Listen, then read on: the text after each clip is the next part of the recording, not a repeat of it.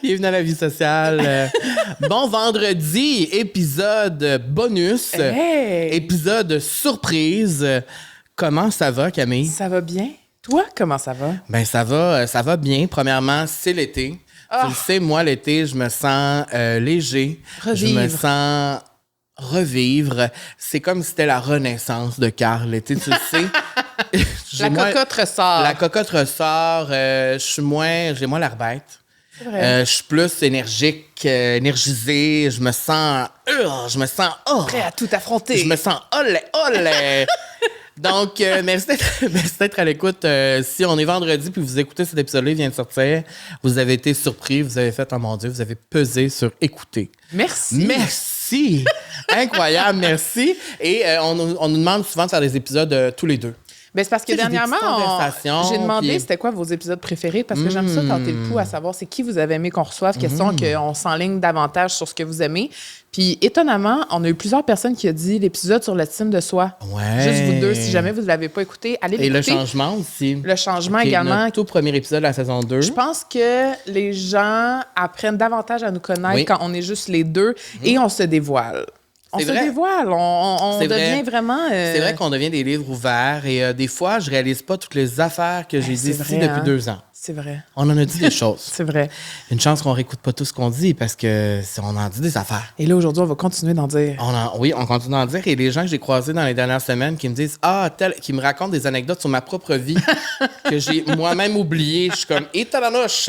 Alors aujourd'hui, on a un sujet... aujourd'hui, c'est un épisode spécial parce qu'il va y avoir 2 invités spéciaux un peu plus tard dans l'épisode que vous allez apprendre à connaître. On les aime beaucoup. C'est 2 personnes qu'on veut vous faire découvrir. Et qu'on vous a déjà parlé. Et qu'on vous a déjà parlé l'an dernier. Vous allez les voir un peu plus tard dans l'épisode en surprise, en chair et en os. Mais juste avant, on avait envie d'aborder un sujet qui, je pense, nous touche de plus en plus dans la trentaine. Plus on vieillit. Et c'est un sujet qui, je trouve qu'on aborde de plus en plus, que ce soit dans des balados, dans des livres. Mettre ses limites. Les limites. C'est ça, le sujet aujourd'hui, de mettre ses limites, parce que on en parle de plus en plus entre nous, je pense, de mettre ses limites, de quoi on est confronté dans la vie quand on met nos limites, pourquoi il faut mettre ses limites. Et c'est un sujet qui nous parle et on s'est rendu compte que ça vous parle aussi. C'est quelque chose qu'on s'est fait demander beaucoup de parler de ça. Puis on vous a demandé de nous poser des questions. On va y répondre un peu plus tard dans l'épisode, les questions du public. Mais juste avant, on voulait vous expliquer pourquoi on avait choisi ce thème-là. Parce que, à chaque fois qu'on parle juste nous deux, on fait quand même un petit brainstorm. Puis on veut savoir de quoi on pourrait parler qui va être aussi personnel à nous. Puis je pense que dans les derniers mois, la dernière année, il s'est passé beaucoup de choses qui ont fait en sorte que ça l'a confronter plein de choses, dont mettre ses limites. Puis, moi, je suis quelqu'un qui est hyper people pleaser.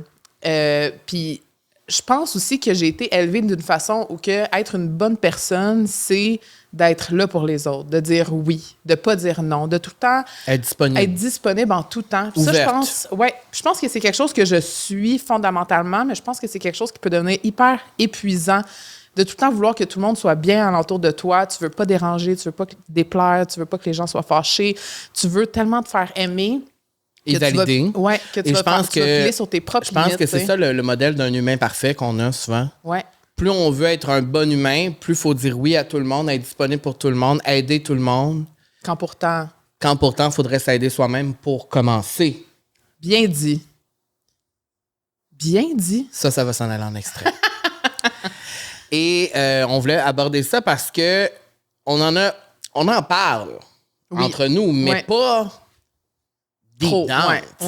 Et ma première question, c'est toi, tu trouves-tu que tu mets tes limites dans la vie? Tu sais, de façon générale. Est-ce que tu trouves que tu... Je pense que davantage maintenant, oui. Je vais être plus confortable à m'exprimer sur mes limites puis à être honnête avec comment je me sens puis les limites que je dois mettre. Mais je pense qu'il y a encore beaucoup de travail à faire. Il y a beaucoup de choses que je laisse aller parce que j'ai peur. J'ai peur de quoi? De décevoir, de déplaire, de frustrer, de pas être comprise. Je sais pas si tu vas être d'accord avec moi, mais je trouve que mettre ses limites, c'est plus difficile avec les gens qui sont proches de nous. Ben oui. Que les gens qui sont plus loin de nous. Absolument. Oui, parce que... Mais souvent, on peut croire le contraire. Les personnes proches de nous connaissent aussi sous une forme où vont connaître nos patterns, vont savoir aussi comment on est. Fait que tout autour, à un moment donné, quand tu changes, ben la personne n'est pas habituée à ça, tu sais. Puis je pense que c'est ça qui s'est passé aussi récemment, là, avec toutes les choses qui s'est passées dans les derniers mois, la dernière année. J'ai mis des limites, t'as mis des limites, j'ai mis des limites avec toi, j'ai mis des limites avec mon chum, mais des fois, j'ai l'impression qu'on pense qu'on met des limites, mais qu'on les nomme pas réellement. Fait que moi, j'ai l'impression que je mets mes limites, mais j'ai pas l'impression que je les nomme clairement. Toi, penses-tu que tu mets tes limites? C'est une grosse question. Je pense que oui. Je pense que de plus en plus, je mets mes limites. Depuis que j'ai 30 ans, je mets mes limites. Beaucoup plus. Mais je sais que les gens autour de moi, dont toi, pensent que je mets full de limites. Je me trompe? J'ai l'impression que tu mets tes limites, mais je te connais assez pour savoir c'est quand que tu les mets, mais je pense que c'est pas clair. Franchir. Non, mais je pense que c'est pas clair. Je pense que tu les nommes pas. Ben, je pense que... Parce que toi et moi, il y a une chose qu'on a en commun. Ce qu'on nomme pas. On n'aime pas la confrontation. Non. Et mettre ses limites vient avec des conversations inconfortables. Oui, exactement. Et mettre ses limites, je continuerai en disant que c'est un skills et que c'est un muscle qu'on développe. Un peu comme l'intuition ou quoi que ce soit. Oui. C'est quelque chose qu'on apprend à faire. C'est pas quelque chose qu'on est. Un peu, l'autre fois, j'avais fait une story à savoir quand t'es à l'heure, comment on dit ça, ponctuel. Ouais. Est-ce que c'est quelque chose de inné ou c'est quelque chose de acquis? Pour moi, mettre ses limites, c'est un peu la même chose. Je pense que c'est quelque chose que t'acquis dans la vie et que c'est pas... Que t'acquiers. Que t'acquiers. Merci beaucoup. Même ça s'accorde? C'est quelque chose que tu dois acquérir. Et dans mon cas, je viens d'une famille où on n'avait pas de confrontation. Dans le sens qu'on aimait mieux pas parler des sujets délicats, on aimait mieux passer à autre chose, pas avoir ces confrontations-là, pas avoir des conversations inconfortables parce qu'on aimait mieux éviter ces sujets-là puis passer à un autre appel, mais des fois, ça l'accumule. Puis je pense aussi que tu viens de ça. Est-ce que je me trompe que je pense pas que tu as déjà eu des conversations hyper inconfortables avec tes parents ou avec ton frère? Non, parce que c'est toujours plus simple pour nous d'ignorer. C'est ça. Et je pense que je viens d'un endroit où il y avait quand même beaucoup de confrontations, beaucoup de chicanes, mais toujours sur des choses en surface et non pas sur les vraies choses qui causaient réellement ces trop plein d'émotions-là. Tu sais, au sens où, oui, j'ai vu beaucoup de chicanes quand j'étais jeune, que ce soit entre mes parents, que ce soit, tu sais, mais c'était jamais des chicanes avec un vrai purpose ou quelque chose. Non, puis des chicanes peuvent être saines aussi. Oui, exactement. Il peut y avoir des dialogues où c'est de la confrontation, mais c'est sain. Je prends comme exemple, on s'est chicané récemment. Oui, OK. De vive voix, on s'est chicané. Mais chicaner, le monde ne trouverait pas que c'est une chicane, mais pour nous, oui. Ben, on s'est chicané. Chicané, ouais. On a haussé le ton. Je sais pas c'est quoi la définition d'une chicane, mais... On a eu une conversation inconfortable. Un argumentaire, les deux, qui a duré bonne 1h30, 2 heures, où est-ce qu'on s'est vraiment... Ben, on n'était pas d'accord, on s'est exprimé, puis c'est pas arrivé souvent dans notre amitié qu'on s'est en face comme ça, qu'on s'est dit. Ouais. Les deux, on avait une opinion différente. Tu changeais pas ton opinion, je changeais pas mon opinion. Et on a continué la conversation, blablabla. Bla, bla, bla, et je trouve ça intéressant ce que tu dis parce qu'il y a moyen de chicaner puis que ça soit sain. Oui. Et que ça, justement, c'était qu'on imposait nos limites. C'est vrai. De dire, moi, mes limites, c'est ça. Toi, tes limites, c'est ça. Okay, on se rejoint où? Qu'est-ce qu'on fait pour justement que ces limites-là soient respectées, mais qu'en même temps, moi, je sois ouvert à toi, ta situation, puis toi, tu sois ouvert à ma situation, puis comment moi, je le vis.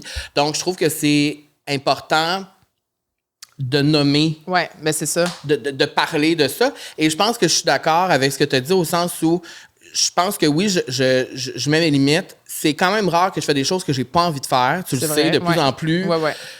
Et je pense que la plupart de mes amis diraient ça, que quand j'ai pas envie de faire de quoi, je le fais pas. Je pense beaucoup à moi, mais au début de ma vingtaine, j'ai donné beaucoup aux gens autour de moi, au sens où je disais oui à tout. Je voulais jamais être en confrontation avec les gens. Donc, quand j'ai un besoin, mais je vais être incompris. Fait que je vais juste dire OK, puis je vais y aller, puis je vais pas me chicaner. Sauf que de plus en plus, on dirait que je suis moins inconfortable avec le fait que ça va déplaire aux gens qui m'entourent, que je suis pas à l'aise avec telle affaire, que je suis pas d'accord, que je vais le dire. Il faut. Parce que je trouve que c'est mieux de le dire que de le garder en soi. Et pour moi, ça me permet de trouver un certain équilibre dans ma vie, un équilibre que je veux. Tu sais, je pense qu'on vise tout à ça, là, l'équilibre dans notre vie. Là, pour moi, l'équilibre, c'est le bonheur. Pour avoir cet équilibre-là, il faut que toutes mes valeurs soient alignées. Mm-hmm. Mais pour que mes valeurs soient alignées, il faut que j'aie des limites, faut que je les impose aux gens autour de moi. Ouais. Et c'est sûr que les gens plus proches de nous, quand ils sont habitués d'être avec nous puis qu'on dise oui tout le temps, puis ça, t'es de même aussi. Ben oui. Tu sais, quand il y a des gens qui te demandent de l'aide, oui. Quand il y a des gens qui veulent te parler de leurs problèmes, oui. Puis là, tu vas tout prendre. Tu vas tout faire pour aider le monde. Mais à the end of the day, t'aides-tu vraiment le monde correctement quand tu prends plus le temps pour toi? Mais non, c'est ça. Donc, je pense que c'est normal que ça déplaise aux gens proches de nous quand on commence à dire non puis qu'on commence à imposer ses limites. Et je pense aussi que c'est normal de ressentir la culpabilité quand on commence à imposer ses limites. Tu sais, je veux dire... Quand je dis que je suis pas d'accord avec quelque chose et que j'ai pas envie de faire telle affaire ou que je suis pas d'accord avec telle situation qui s'est passée, ça me fait pas plaisir de le dire. Mm-hmm. Mais c'est juste que j'ai pas le choix de m'exprimer davantage. Parce que c'est ça qui me permet de prendre réellement ma place dans la vie, tu sais. Tu sais, les limites sont là aussi pour nous protéger, nous. Ça, il faut que le monde le réalise aussi. On pense souvent que c'est négatif, mais non, c'est pour nous protéger, nous, tu sais. Puis, je pense qu'une des choses aussi qu'il faut... nuancer là-dedans, c'est que, tu sais, comme là, mettons, on parle de quand on a eu notre argument puis qu'on se parlait, tu sais, d'être dans l'écoute puis dans l'empathie que t'es pas moi puis je suis pas toi. Exact. Puis c'est ça qui fait en sorte qu'on est amis. Là, je parle de nous, mais ça peut être n'importe qui dans n'importe quelle situation, de toujours prendre en considération que l'autre est pas nous puis qu'eux sont pas nous. Puis des fois, tu vas dire, mais pourquoi elle a réagi comme ça? J'aurais jamais fait ça comme ça. Ou moi, si j'avais été à sa place, j'aurais fait telle affaire. Même chose pour moi. Pourquoi il a dit ça? C'est vraiment pas ça que je pense, mais on vient pas du même background, on vient pas du même milieu, on vient pas des mêmes traumas, on n'a pas les mêmes boutons de trigger, ce qui fait en sorte que faut toujours être là avec les oreilles bien ouvertes, avec une grande écoute puis une grande empathie. Puis je pense qu'à the end of the day, le purpose et la mission de ça, c'est de préserver son énergie, préserver son bonheur. Puis je pense que c'est juste l'honnêteté, comme dit Mariana Madia, ne peut pas être remis en question. Il faut qu'il y ait souvent cette quote. Oui, parce qu'elle m'a vraiment marquée. Parce que je pense sincèrement que c'est depuis ce jour que je me suis dit, elle a bien raison. Si je dis vraiment ce que je pense... Ben, c'était ça ma prochaine question. Si je dis vraiment ce que je pense, même si ça ne plaît pas, this is my truth. This is my truth. If this is your truth, honey, then this is your truth. Nobody can say otherwise. C'était ça ma prochaine question. Y a-t-il un moment clé, tu te rappelles, tu t'es dit là, ça suffit? Y a-t-il un moment donné où. Parce que moi, je me rappelle pas d'un moment clé, mais je me rappelle d'une période de ma vie où je me suis dit, ça suffit de toujours faire les affaires que j'ai pas envie. Ça suffit de toujours vouloir faire plaisir à tout le monde, sauf à moi. Mm-hmm. Je pense que j'ai tout le temps voulu prioriser mon bonheur. Par contre, effectivement, j'acceptais beaucoup de choses. Hey, avant que je sois en couple, là, je pouvais faire 3 événements dans la même soirée. Je pouvais faire tous les soirs, j'avais quelque chose parce que je disais oui à tout, parce que c'était ça pour moi, être une bonne personne, être là, être disponible. Ah, merci d'être là, tu sais. Pour réaliser peut-être que pendant la pandémie, quand tout ça s'est éteint, ça m'a permis de faire un reset aussi de genre les choses que je voulais vraiment faire. Les choses avec toi-même. Ouais. Puis le fait d'habiter loin me permet de, quand je décide d'aller à un événement, c'est parce que j'ai vraiment envie d'être là. C'est pas parce que j'ai le FOMO. C'est pas parce que je me sens mal de ne pas y aller. C'est parce que j'ai décidé d'y aller. T'sais. Fait que j'essaie d'y aller plus de cette façon-là. T'sais. Qu'est-ce que tu diras aux gens qui disent que mettre leurs limites, c'est être égoïste? So be it, là, tu sais. Moi, je pense qu'il y a une différence entre mettre ses limites et ne pas penser aux autres. Je pense que si quelqu'un t'appelle en détresse parce qu'il y a eu un décès ou un accident, je veux dire, tu vas pas faire non, tu sais, même. Mais ça se peut que tu n'aies pas l'espace mental aussi, tu sais. Oui. Je pense qu'il faut s'écouter deep down aussi pour mettre ses limites, mais effectivement, mettre ses limites, c'est pas être égoïste. Là, tu as une petite chronique pour nous. Parce qu'on a découvert qu'il y avait 6 types fondamentaux de limites. Et moi, tu vois, c'était complètement inconnu pour moi parce que qu'est-ce que tu veux? Je connais pas grand-chose. Moi, je suis là pour me faire prendre des affaires, puis Camille est là pour faire des chroniques. Alors, c'est quoi ta chronique? Les 6 types fondamentaux de limites. Je t'écoute. Donc, en premier, on retrouve... Hey, ça paraît, tu as déjà travaillé sur Chrysalia, toi. Elle est bonne, hein? Elle est cœurante. Tu fais un bon duo sur Call TV sur Chrysalia. C'est cœurant. OK. Le premier type, c'est le type matériel. Okay. Donc, elles définissent votre position à donner ou à partager avec les autres. OK. Fait que ça, c'est des trucs, partager des trucs matériels. Oui, exactement. Okay. Tu sais, il y en a qui vont prêter du linge, qui vont prêter n'importe quoi, qui s'en foutent, tu sais. Ouais. Bon, j'imagine que c'est ça. Physique. Elle protège votre espace personnel et votre intimité. Donc, mettre une limite physique, ça, je pense que c'est... Selon moi, je pense que c'est la priorité. Ben, j'espère. Oui, c'est ça. Mentale. Elle établisse votre droit à vos propres pensées, valeurs, croyances et opinions, même si elle ne s'accorde pas au système de croyances des autres. Ça, c'est très important aussi. Oui, ben oui. Ça, je pense que c'est ça qui est vraiment difficile. Ben, je pense que tous les types de limites à mettre sont difficiles, mais une limite mentale par rapport aux pensées, aux valeurs, aux croyances et tout ça, c'est souvent ce qui crée beaucoup de discorde. Oui, oui. Oui, parce que les valeurs vont pas avoir la même signification pour chacun. Exact. Puis je pense que quand tu te rends compte que les valeurs sont pas les mêmes avec les gens très proches de toi, c'est difficile de trouver un terrain d'entente, puis tout ça. Puis on en a parlé de ça avec Joël Legendre, je pense, quand il nous explique qu'avec Élise Marquis, il n'y avait pas la même façon d'élever leurs enfants. Il n'y avait pas les mêmes... Bon, je me rappelle pas exactement qu'est-ce qu'il a dit, mais qu'eux, c'était 2 meilleurs amis. Ils n'avaient pas les mêmes façons, les mêmes de voir les choses, mais qu'ils n'ont pas laissé ça atteindre leur amitié. Ouais. Elle fait ce qu'elle veut avec ses enfants. Moi, je fais ce que je veux avec mes enfants. That's it. Ouais. Tu comprends? Mais ça peut quand même être. Mais ça, c'est d'imposer ses limites aussi. C'est d'imposer ses limites, c'est exactement ça. Puis ça, j'ai trouvé ça intéressant qu'on avait parlé de ça avec lui parce que c'est pas la même génération que nous, mais ça montre qu'une amitié durable, longue, et là, on parle dans une relation amicale, mais ça peut être une relation amoureuse aussi ou même professionnelle, mais c'est imposer ses limites, dans le fond, ça peut être très sain. Oui, absolument. Je te laisse poursuivre ta chronique. La limite émotionnelle. Ça, c'est vos émotions vous appartiennent comme celles des autres leur appartiennent. Vous et vous seul en êtes responsable. Donc, c'est ça que je disais aussi dans Tu es toi et je suis moi. On peut pas juger les émotions des autres et les autres ne peuvent pas juger nos émotions. Fait que je pense que de faire preuve d'empathie des deux sens, c'est la clé aussi de mettre ses limites. T'sais, c'est dur de mettre ses limites quand quelqu'un comprend pas pourquoi non plus. C'est vrai. Je pense qu'il y a un travail à faire chacun pour soi. Ensuite, j'ai limite sexuelle. Elle protège le niveau de confort qui vous convient dans les relations sexuelles. Et là, je suis sûre qu'il y a plein de personnes que ça doit résonner en eux. Nombre de fois qu'on a voulu mettre des limites. Puis je pense que c'est dans un contexte qui peut être hyper inconfortable aussi. Et un peu malaisant de vouloir mettre ses limites sexuelles, mais c'est primordial de les dire, de les nommer, de dire quand on veut pas. Moi, c'est arrivé plein de fois que je les ai pas nommés. Que t'as pas dit, mettons, que ça te tentait pas, puis t'as juste fait. Ouais. Ben, c'est arrivé souvent. C'est arrivé souvent où j'étais dans des contextes où je ressentais vraiment une pression de la part de l'autre, puis que soit ça me tentait pas, soit j'étais pas intéressé, soit j'avais pas envie, mais que... C'était plus simple comme ça. Ouais. Des fois... Que c'était plus simple de pas mettre mes limites, puis que ça allait éviter une confrontation. Je comprends. Puis que tu sais pas non plus comment ça peut dégringoler aussi. Exact. Là. Et aujourd'hui, avec toute cette expérience-là, plus tard dans ma vie, aujourd'hui, maintenant, là, au moment présent, je peux te confirmer que je les imposerai maintenant. Tu l'as-tu fait récemment? Oui. Bravo. Oui, parce que j'avais l'impression, puis là, sûrement du monde qui va se reconnaître là-dedans, mais j'ai l'impression que quand on impose ses limites sexuelles, on est souvent, on se sent cheap ou ben, mettons, pas, tu sais, on se sent poche. Il y en a qui vont... Poche. Ben, je pense que c'est ça le mot. Moi, mettons, en tant que femme, dans ma période de célibat, ça m'est arrivé quand même plusieurs fois aussi que je me suis dit, ça va juste être plus simple de le faire que de devoir dire pourquoi. Mais tu te rends compte à quel point c'est déplacé, c'est parce que tu sais pourquoi? Parce que les femmes, je vais parler pour moi, on se fait souvent dire qu'on va être agace sinon. Si on n'aboutit pas à faire l'acte complet.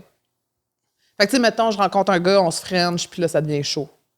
Si je décide que finalement, ça me tente pas, ben c'est sûr que la personne va penser que je suis agace. Ça a été quand même un mot qui a été hyper utilisé, en tout cas. Mais ça tente pas, ça tente pas. Mais non, je suis complètement d'accord. Ça ne tente pas, je devrais le dire. Mais c'est quand même une pression que moi, j'ai ressentie. Ben, je l'ai senti plein de fois aussi. Ben, c'est ça. Fait que c'est quelque chose de... Je l'ai senti plein de fois aussi. Puis je trouve que mettre ses limites sexuelles, là, c'est vraiment... Ça te met dans un état de vulnérabilité, vraiment. Absolument. Surtout quand tu es dans une situation où tu es déjà vulnérable. Ouais. C'est important.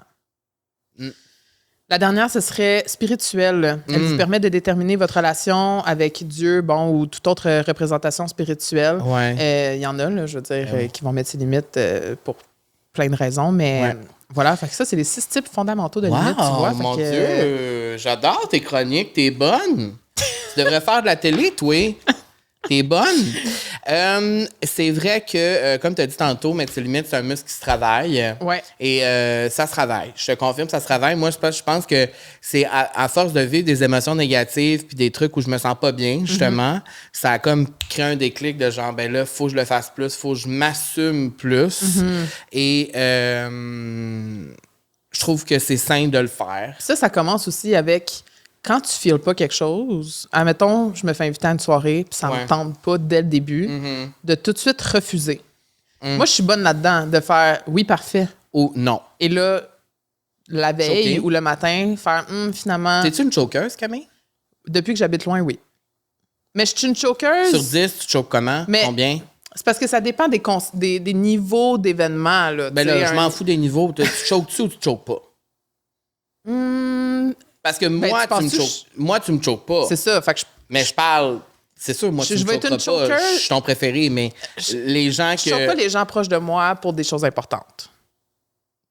C'est vrai? Pourquoi tu ris? Je sais pas. Moi, je suis pas ton groupe d'amis au complet. Là. Tu choques-tu le monde pas? Je sais pas. Non, je pense pas que je choque le monde. Okay. Tu sais, mettons, on se fait inviter à un événement. Il y a de fortes chances que je vienne pas. Ça, la raison, c'est parce que j'habite à 1 heure de Montréal. Et me déplacer me demande énormément d'énergie et de temps. Donc, parfois, je privilégier la fille, hein? Ça n'a pas rapport. Je pourrais habiter au fin fond de... Moi, je trouve que tu choques pas. Si tu veux que je sois honnête, je trouve pas que tu es une chokeuse. Je suis pas ta chokeuse. Quand tu dis oui, tu vas le faire. Ça, c'est vrai. Mais plein de fois, j'ai dit oui que j'allais aller quelque part, puis finalement, je ne vais pas. Moi, je choque. Mon point, c'est qu'à place de dire oui. Oui, d'évaluer avant. Puis que la journée même ou la veille, finalement, t'écris à la personne t'invite pour l'anniversaire de son enfant. Tu vas dire oui, parfait, je vais être là. Finalement, le matin même, ça te tente pas. Tu vas écrire à la personne un long message pour te justifier, pour te faire valider. Mais toi, t'es pas de même, toi. Pour que finalement, la personne, c'est pas ça qu'elle a envie d'entendre. Puis t'aurais dû juste dire non dès le début. T'sais. Et il y a plusieurs façons de dire non. Désolée, je ne peux pas. Désolée, je suis occupée. Yes. If you speak English, sorry, I'm busy, I can't. It won't work for me. Dis-le en espagnol?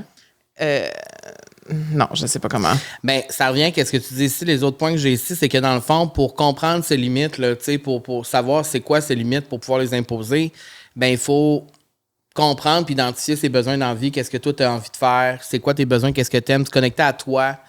Même, en fait, c'est de te poser la question, je mets ma limite parce que. Pourquoi? Exactement. C'est quoi la raison, tu sais? Et accepter, parce que mettre ses limites, là, vous apprendrez rien. Accepter que tu vas pas plaire à tout le monde. Ça, c'est le plus gros challenge. Ça, c'est un gros challenge parce que je pense que dans la vie, on est tous et toutes... on a tous et toutes envie de se faire valider, de se faire aimer. C'est ça le but premier, je pense, dans la vie, c'est qu'on veut tous se faire aimer, se faire apprécier par les autres autour de nous. Et je pense qu'on a tellement un modèle qui nous est... tu sais, on aime tous et toutes les amis là, qu'on sait qui vont toujours dire oui, qui vont toujours être là. Vous avez sûrement quelqu'un qui vous pop en tête. Qui vont toujours faire tout pour être là avec toi, que t'es tout seul. Tu sais, il y a quelqu'un qui va toujours être là. Mais plus je vieillis, moi, j'ai envie d'être cette personne. Parce que quand t'es épuisé, c'est pas le fun. Non, c'est vrai. Tu sais, fait que c'est mieux de garder son énergie pour que ça soit positif. Je me dis tout le temps, les gens qui m'inspirent, c'est des gens qui ont mis leurs limites et qui ont déplu à un certain moment, tu sais. Ouais. Mais ça, c'est un gros travail à faire, puis je pense que ça prend énormément de confiance en soi. Oui. Pour accepter de déplaire. Et moi, ça m'arrive depuis très récemment que je sens que ça te déplaît. Et je trouve ça hyper inconfortable, des fois. Ouais. Puis j'apprends à naviguer là-dedans puis à me dire, c'est correct aussi, tu sais. Mais c'est vrai que c'est confortable de savoir que les gens sont pas d'accord avec ce que tu fais ou avec toi. Ou... Ouais. Mais there's nothing you can do, là. Puis at the end of the day, si tu vis ta vie, tu sais. Ils sont pas toi, t'es pas eux. T'es presque bilingue. Savoir réagir à l'infraction aussi, ça, c'est quelque chose qui est difficile ça parce veut que... dire, c'est quand il y a quelque chose qui se passe que t'es pas d'accord, que oui, t'es pas ou admettons, bien, toi, je te dis, ma limite, c'est, je sais pas, moi... je sais pas, moi, j'ai pas envie de sortir les vendredis soirs, puis que finalement, à chaque semaine, tu m'invites pour aller sortir un vendredi soir, ben c'est parce qu'à un moment donné, il faut que tu saches comment réagir aussi à les gens qui ne respectent pas ces limites-là. Tu sais. Je comprends. Puis, c'est ça. Je comprends. Quand on met ses limites, dans le fond, c'est qu'il faut faire preuve pour comprendre les limites des autres, oui, faut faire preuve d'empathie envers les autres. Absolument. Selon moi, oui. Tu juges-tu que tu as de l'empathie pour les autres, que tu es une personne empathique? Oui. Moi, je pense que je suis très empathique. Comment tu juges ça? Comment tu juges ton niveau d'empathie, genre? Je pense que j'ai beaucoup d'empathie envers les gens. En fait, j'ai l'impression que des fois, je suis capable de me mettre dans la peau des gens et de comprendre d'où ils viennent et pourquoi ils réagissent comme ça. Quand je reviens à notre Discord, je sais d'où tu viens. Je sais les choses qui te trigger. Je sais que moi, je viens d'un autre background, que j'ai pas le même bouton de trigger, tu sais. Puis là, je parle de toi, mais je parle pour ma mère, je parle pour mon frère, je parle pour mon chum, je parle pour des gens qui sont proches de moi. Je suis capable de me mettre dans leurs souliers pour comprendre d'où ils viennent et leurs réactions, tu sais. Pour moi, c'est ça, avoir de l'empathie. Puis c'est pas... Je cherchais on l'avait la définition de l'empathie. On l'a, la définition. C'est la capacité de comprendre et partager les émotions d'autrui. C'est ça. Toi? C'est une bonne question à se poser aussi. Est-ce que je suis réellement empathique? Parce que être empathique, ça veut pas dire de tout accepter. Moi, je pense et d'être d'accord avec tout. Je pense que c'est de comprendre. Non. Moi, je pense que l'empathie, c'est pas quelque chose qu'on m'a enseigné quand j'étais jeune parce que je pense que dans ma famille, l'empathie, ça n'existe pas vraiment.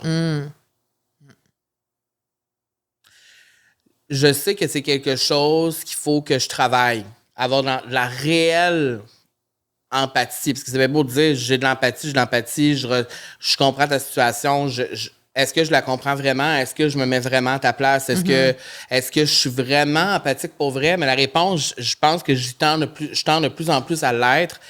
Mais pour moi, c'est une des choses les plus difficiles dans ma vie d'adulte parce qu'on ne me l'a jamais enseigné et je n'ai jamais vu quelqu'un près de moi dans ma famille l'être. Ben, ça en dit beaucoup. Exactement. Ouais. Alors, c'est spécial parce que j'ai plus d'empathie pour les animaux que les humains. Tu sais, j'ai de la misère à avoir de l'empathie pour les gens tout en toute honnêteté. C'est vrai. J'ai de la misère à avoir de l'empathie pour les gens qui... je dirais les gens en général. Ouais. Je trouve les humains souvent déplacés. J'ai de la misère à avoir de l'empathie pour les gens puis à me mettre dans la situation des gens et tout ça. Ça veut pas dire... Puis est-ce que je demande de l'empathie? Est-ce que je demande que les gens aient de l'empathie à mon égard? Oui, souvent. Alors, c'est ça le problème, en fait. C'est que c'est que je demande aux gens... Je veux que les gens autour de moi éprouvent ça pour moi. Moi, j'ai de la misère à l'éprouver pour les autres. Et je pense que c'est quelque chose qui se travaille aussi. Peut-être aussi les gens qui sont plus privilégiés que tu as plus de difficultés? Ah, 100%. Je pense que quand tu viens d'un background qui est plus compliqué, plus difficile, comme le mien, que tu viens d'une diversité, que tu as toujours été mis à côté parce que tu es différent, c'est difficile pour moi d'éprouver de l'empathie pour des gens qui ont des situations plus simples. Moins complexes, oui. Moins complexes, des situations de privilège. Ouais. Et est-ce que tu te rappelles d'un souvenir quand tu étais jeune où tu as fait preuve d'empathie? Parce que moi, j'ai un souvenir très précis dans ma tête qui m'a marqué du moment où j'ai appris à l'être. C'est quoi? Ma mère, tu connais ma mère assez... À un moment donné, j'aimerais ça qu'on reçoive ma mère. Sylvia? Ça serait insane qu'on reçoive ma mère. J'avoue. Ma mère qui est une bonne, une Vierge Marie. Là, une bonne humaine. Une très, très bonne humaine. Mais encore une fois, pas dans la confrontation. Non. Donc, je retiens beaucoup d'elle et de mon père là-dessus. Mais qui veut toujours aider les autres. J'avais peut-être 9 ans, 10 ans, on allait voir un show au Théâtre Saint-Denis. Puis ma mère m'avait dit, avant, on va aller acheter de la pizza, des frites, puis on va aller les donner aux itinérants sur la rue Saint-Denis.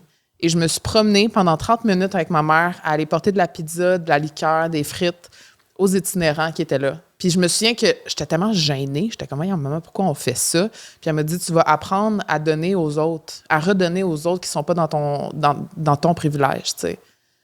Puis c'est pour ça que des fois, encore maintenant, à ce jour, quand je vois des itinérants ou quoi que ce soit, je vais leur donner de l'argent. C'est où? C'était justement au Portugal. Il y a un gars qui est venu nous voir, j'ai donné 5 €. Mon ami a dit, ben voyons donc, pourquoi tu as donné autant? Mais je sais pas.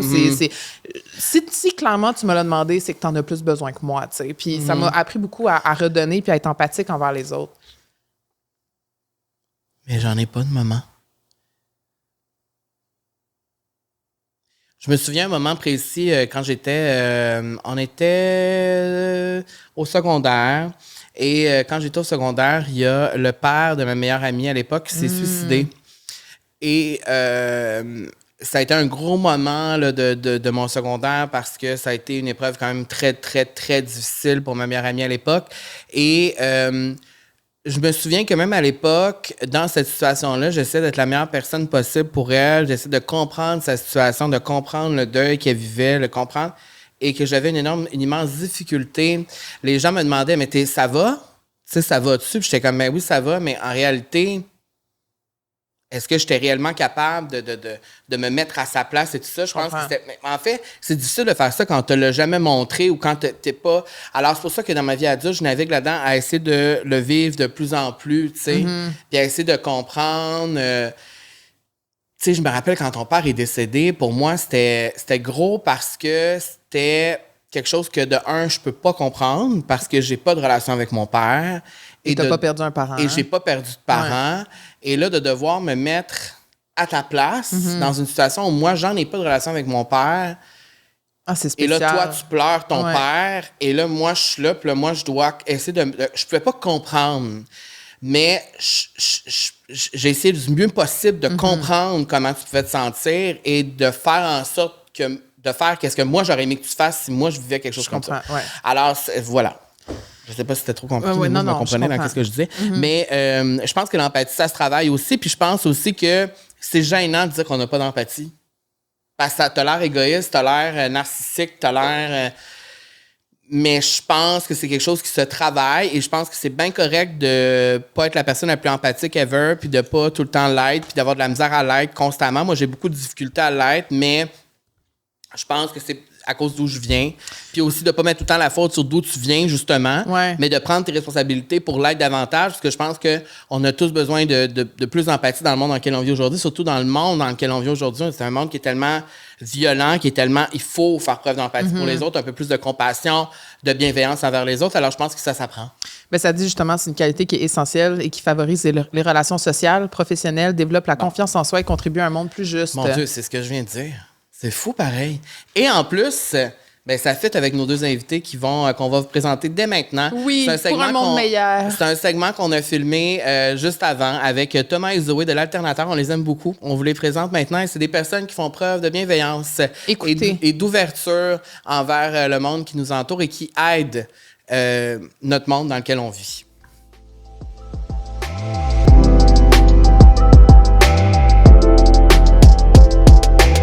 Vraiment heureux aujourd'hui de recevoir deux invités qui sont, je dirais, le mot qui les représente, c'est passionnés. C'est vrai. Es-tu d'accord? Je suis d'accord. Des vrais passionnés. Et quand je les vois autant passionnés, je me dis, coudonc, est-ce que je suis assez passionné dans la vie? Ils ont comme un feu à l'intérieur. Je sais quoi? Ils ont un petit je ne sais quoi que nous n'avons pas. Alors, on est bien content de les recevoir, Thomas et Zoé de la plateforme L'Alternateur. Bienvenue à la vie sociale. Salut! Hey, pour les OG qui nous ont écoutés l'année passée sur notre épisode sur l'éco-anxiété, on parle de vous, mais là, vous êtes là. Ouais. Là, c'est pas un rêve, un 2.0. Puis on avait tellement trouvé ça cute, le message. On était comme... Ouais. En tout cas, ça nous avait fait vraiment plaisir. Mais c'est parce que Carl, je sais qu'il vous connaît déjà depuis plus longtemps que moi et il vous aime. Oui, moi, je l'avais dit à Camille à l'époque, je disais, ils sont tellement fins. Oh. On n'avait pas été longtemps ensemble, mais vous avez été fins avec moi. Ben, on t'avait offert un bidet. Tu te rappelles de ça? Le fameux bidet. Le fameux bidet de Carl. Celui-là, il a vécu quand même... Ben, ce bidet-là, dans le fond, il n'a pas été utilisé par moi, je confirme. Ah, pas par toi, mais quand même. Pas par moi, mais il a été donné à quelqu'un qui l'utilise aujourd'hui. Ah, bon. Puis il t'a pas comme influencé à vouloir en utiliser un? On est tous imparfaits dans la vie. T'sais, on est allé au Japon, puis justement, je vais vous en parler plus tard, mais on est allé au Japon, puis au Japon, il y a des bidets partout. Mais moi, à l'hôtel, toi, tu l'as utilisé? Oui, j'avais jamais utilisé ça de ma vie. Ouais. Ça surprend? Ça surprend. Ça surprend, surtout que, tu sais, au Japon, les petits pitons, tu comprends pas trop c'est quoi. Ouais. Donc, j'avais mon sel avec mon Google Translate qui essayait de me dire c'était quoi le jet. Puis, tu sais, il y a comme 2 jets. Un pour en avant, un pour en arrière. C'est ça. Ça m'a surprise. Et ce qui m'avait surpris aussi, c'est que les bols de toilette étaient chauffants. Au Japon. Oui. Donc, tu sais, c'est comme un peu bizarre le feeling quand tu t'assois sur un bol puis qui est déjà chaud. Ouais. Fait que toute l'expérience toilette au Japon est spéciale. Oui. Mais moi, j'avais aimé ça et... Ben c'est ça, moi, je l'avais désactivé. Dans le fond, mais bon, regarde, on est honnête entre nous ici aujourd'hui. Mais oui, tu m'avais donné un bidet, je m'en rappelle. Ben oui, avec c'est un beau cadeau comme première rencontre. C'était quasiment romantique, notre affaire. Il y avait... Ben pour moi... Voici un bidet.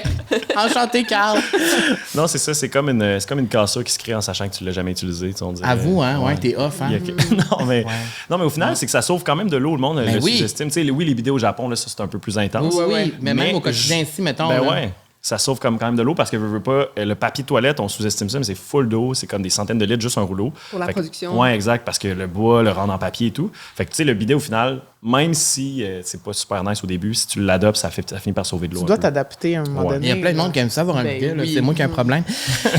Donc, vous, dans le fond, vous animez cette plateforme qui s'appelle Alternateur, qu'on aime beaucoup, qui est propulsée par Hydro-Québec. Vous êtes dispo sur Instagram, sur YouTube et votre contenu est éducatif, dynamique. Vous parlez des enjeux environnementaux et je devrais dire que moi, ce que j'aime de l'Alternateur, c'est que vous ne prétendez pas être les meilleurs. Vous ne dites pas, nous, on sait tout, on est des professionnels, des spécialistes. Vous allez à la rencontre de professionnels, de spécialistes pour répondre aux questions qu'on se pose tous et toutes.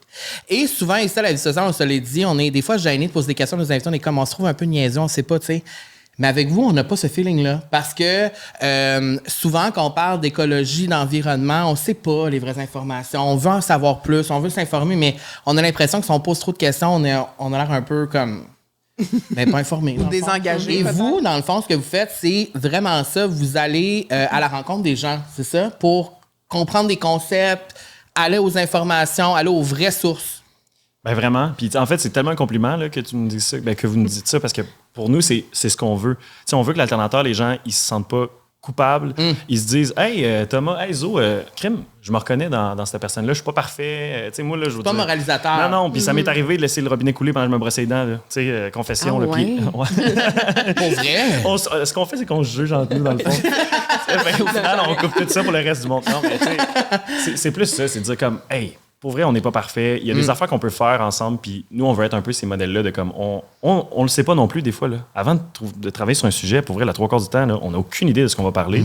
Puis on se lance là-dedans, puis on se dit, hey, on va juste permettre de peut-être à des gens de comprendre un peu comment agir plus efficacement pour la planète ou efficacement.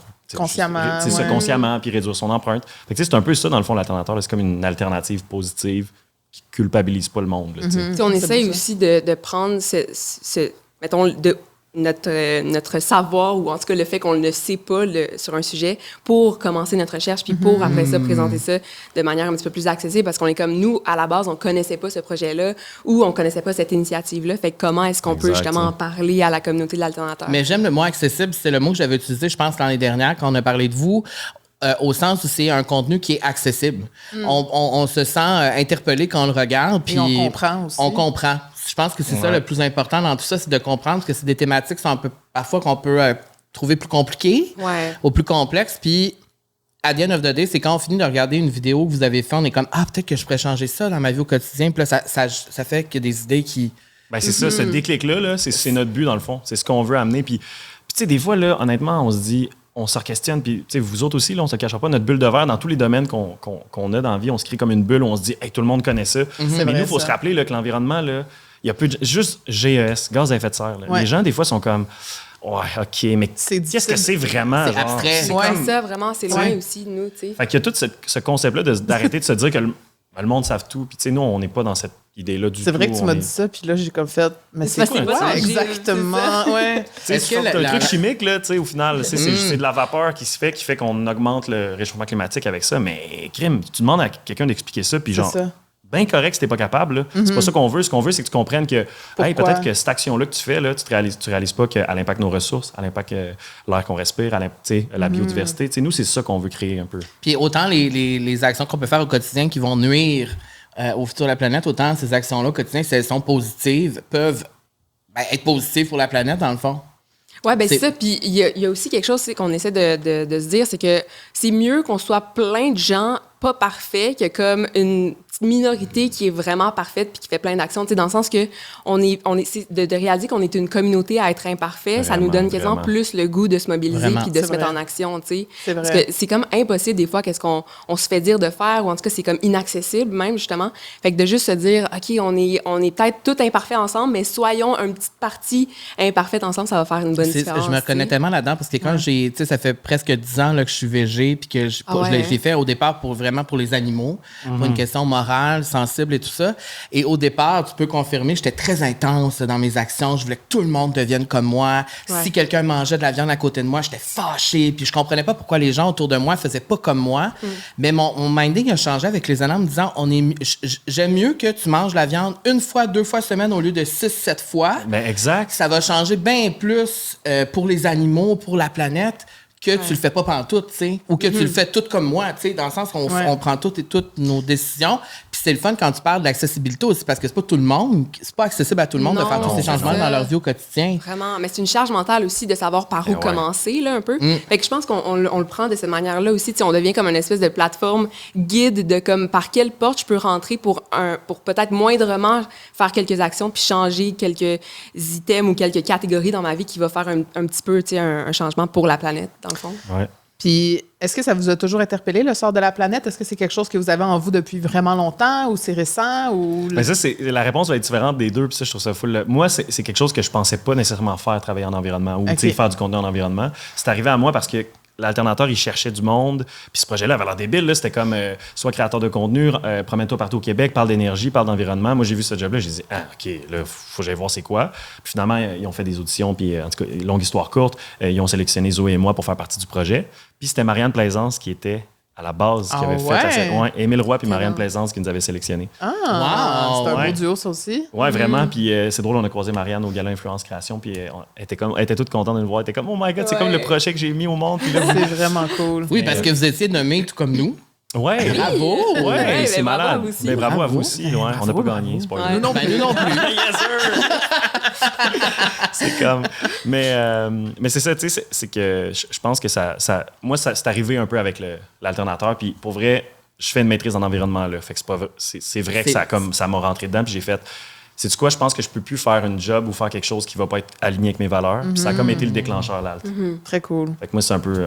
Mais Zo, je pense que toi, c'était plus comme dans ta fibre. Ben, moi, j'ai toujours été un peu la gossante depuis toujours, tu sais, qui était comme, non, il faut faire ça pour l'environnement, pour la planète, tu sais, puis tout.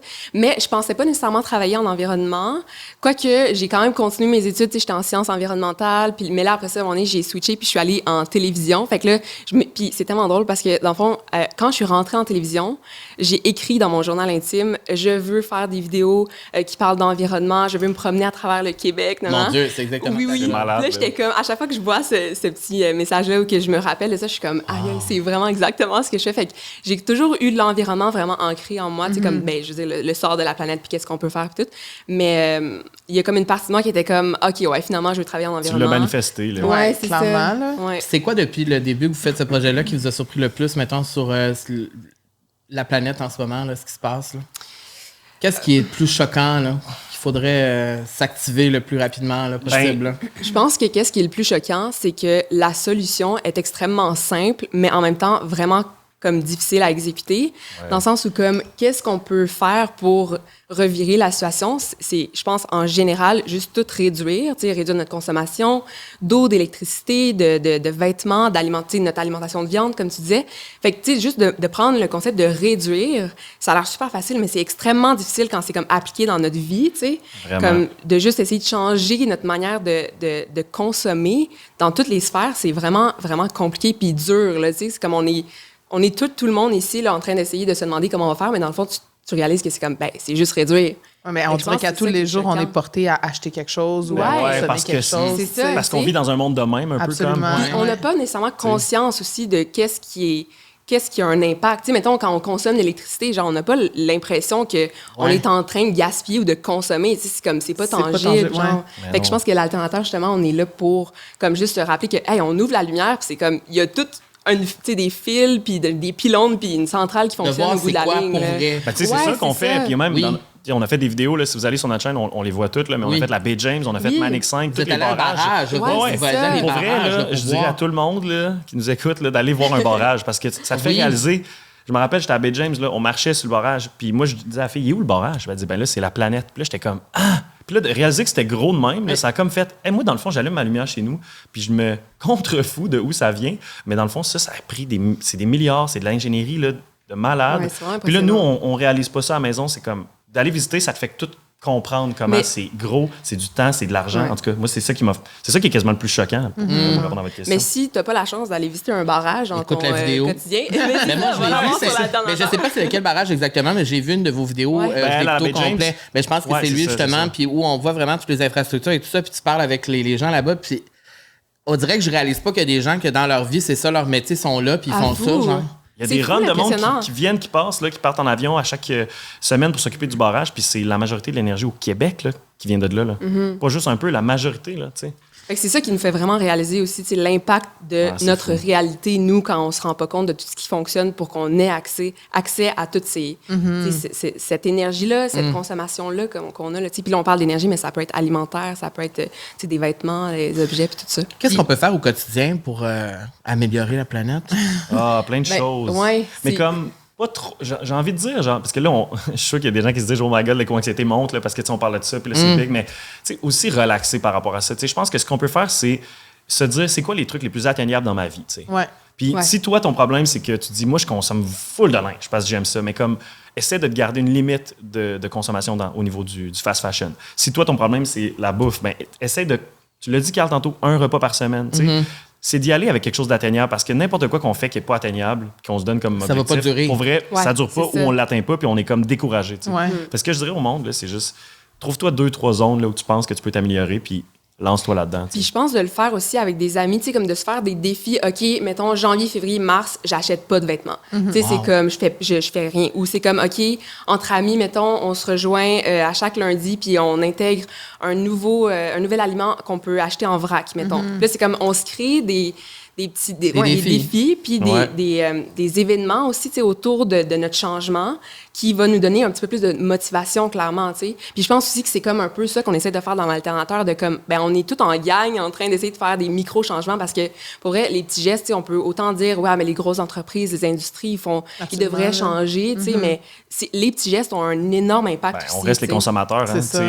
Moi, je me rappelle, on a fait une entrevue avec l'ancienne PDG d'Hydro, Sophie Brochu, puis elle m'avait, tu sais, moi, on l'adorait, Sophie. Moi aussi, je l'aime, cette femme-là. Ouais, vraiment. Puis, tu sais, on parlait de ça, puis je posais la question, tu sais, elle était quand même à la tête de la plus grande entreprise d'énergie québécoise, tu sais, puis j'y avais demandé, est-ce que, comme, tu sais, c'est pas un peu ingrat de donner le rôle aux gens avec leurs petits gestes? Puis elle m'avait répondu, tu sais, les Levi's, les entreprises de ce monde-là, ben c'est toi qui achètes leurs produits, tu sais. Puis je trouvais que c'est niaiseux à se faire dire, puis c'est fâchant, mais c'est fort en même temps, tu sais. Ouais. Parce que si nous, on décide de consommer moins, de réduire notre dépendance aux énergies fossiles, ben tout ça, on a le contrôle, tu sais.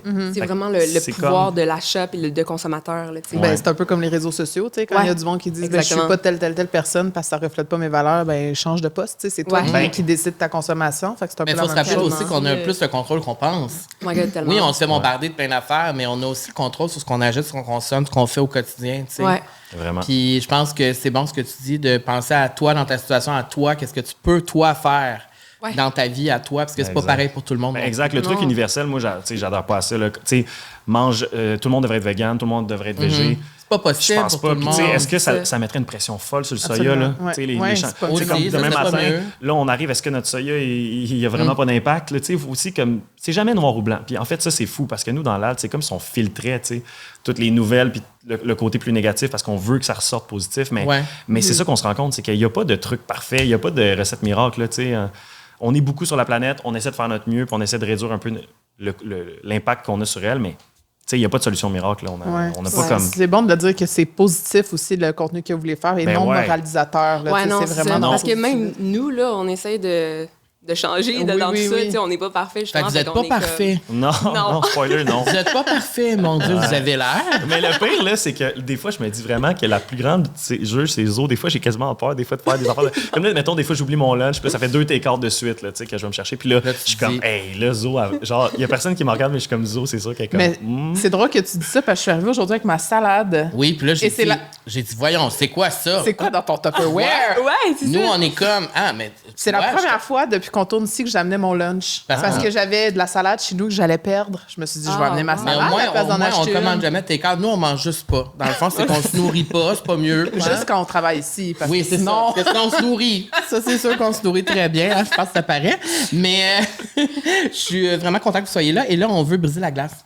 Ben oui. En plus, avec un jeu. Ouh. J'adore les jeux. Je te laisse expliquer. Toi, dans les jeux. Non, je laisse expliquer. Donc, c'est le jeu... On l'a. C'est un jeu que je n'ai jamais. OK. Parce que moi, je pensais que vous étiez parfait, vous ne l'êtes pas, ça a l'air. Non, on n'est pas parfait. Ben, mais on est presque parfait. Mais je pense que vous êtes plus parfait que nous. Là-dessus. Sans aucun doute. Ça, c'est sûr. Mais il y a quand même un effort de notre côté. On veut. On est ici avec vous, on en parle avec vous. Oui. On veut faire partie du changement. Et moi, j'ai toujours dit, je suis pas parfait dans toutes les sphères, mais au moins dans certaines sphères, je fais de quoi. T'essayes, c'est ça. Ben oui. Ben ça, c'est parfait. Tu vois? C'est de se rapprocher de la perfection qui est parfait, dans le fond. Donc, le jeu, je n'ai jamais. Donc là, dans le fond, il va falloir boire dans notre verre, la vie sociale. On dira pas qu'est-ce qu'il y a dans le verre. Quand on le fait. Quand on le fait, OK, parfait. Si tu le fais. Dans le fond, un bon je n'ai jamais classique. Là. Oui, c'est ça. Sauf qu'on ne dit pas ce que dans le verre, on ne révèle pas, mais ça se peut que ça soit juste de l'eau. Et les gens qui écoutent à l'audio, ben, désolé. C'est ça. Mais vous allez peut-être entendre. Vous allez entendre le ASMR. C'est ça. Donc, si tu le fais, tu bois. OK, cool. Là, tu vas jouer, là. Vous voulez que je joue? OK, donc, donc, si on le fait, on boit. Ouais. Hey, c'est moi qui ai... T'as-tu déjà joué à ça? Je n'ai jamais Mais pas vraiment, j'aime pas l'alcool, moi. Tu sais. Toi, oui, c'est ça. Vous avez déjà joué à ça avant? Ben moi, je suis comme toi, fait que je joue avec de l'eau souvent. C'est ça. Ouais. OK, parfait. Je n'ai jamais fait pipi dans la douche.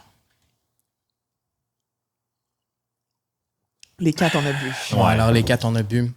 Et pourquoi? Pourquoi il faut faire pipi dans la douche? Je dirais pas pourquoi faux, mais je pense que, tu sais, ça revient à comme, est-ce que c'est vraiment pire que de faire pipi dans ta toilette ou finalement l'eau se ramasse au même endroit? Ouais. Après ça, si t'as une douche comme super, tu sais, avec du beau carrelage, puis peut-être pisse pas dans le coin, là, tu sais, essaie d'y aller vers le drain. Je pense que comme il y a quelque chose de logique, mais au final, tu sais, on avait regardé, ça sauve quand même, pour vrai, ça sauve de l'eau. Fait que, mais tu sais, il faut y aller avec la logique aussi. C'est ben comme la toilette qui laisse aller autant de litres d'eau à chaque fois. Tu sais, pour un petit pipi, t'es comme, bon, ben, tant qu'à faire, je pourrais peut-être le laisser aller avec mon shampoing. Tu sais, c'est comme... Totalement. Mais moi, je dois avouer que quand je suis à l'hôtel, je fais toujours pipi dans la douche. Pourquoi je suis à l'hôtel? Plus que chez toi. Plus que chez moi. Moi, quand je suis à l'hôtel, j'essaie de réduire le plus possible. Tu sais, comme là, je reviens de Paris, il n'y a aucune femme de ménage qui est venue dans ma chambre. Non, ça, c'est vrai que maintenant, parce qu'on me l'a demandé, puis j'ai fait effectivement, oui, je peux réutiliser la même serviette et effectivement, oui, je vais faire pipi dans la douche. Je le fais. Il y a un moment comme que c'est le matin, je me dis, tu sais, le matin, c'est quand même... Vous comprenez ce que je veux dire? Oui, on dirait que là, je me donne le droit de faire ça dans la douche. Là. Il y a moins de... moi, des fois, je mets comme... Non. OK, bon, ben là, les 4, on l'a déjà fait, on n'est pas pire. Ouais. Ça part bien. Voilà. Non, mais c'est parce qu'il y a des gens aussi qui jugent des gens qui font ça. Ouais. Oui, juger voyons, ça. tu fais ça. Ouais. Oui. Mais j'aimerais ça discuter avec ces gens-là. Tu sais, pourquoi? C'est quoi le problème? Ouais. C'est ça. Non, moi, je suis très à l'aise avec le fait de le dire. OK, je te laisse dire le prochain. Je n'ai jamais laissé l'eau couler pendant que je me brosse les dents. Ah, ben j'en ai déjà, ouais. Tu l'as dit, mais... Oh, toi, presque pas. Ça veut dire...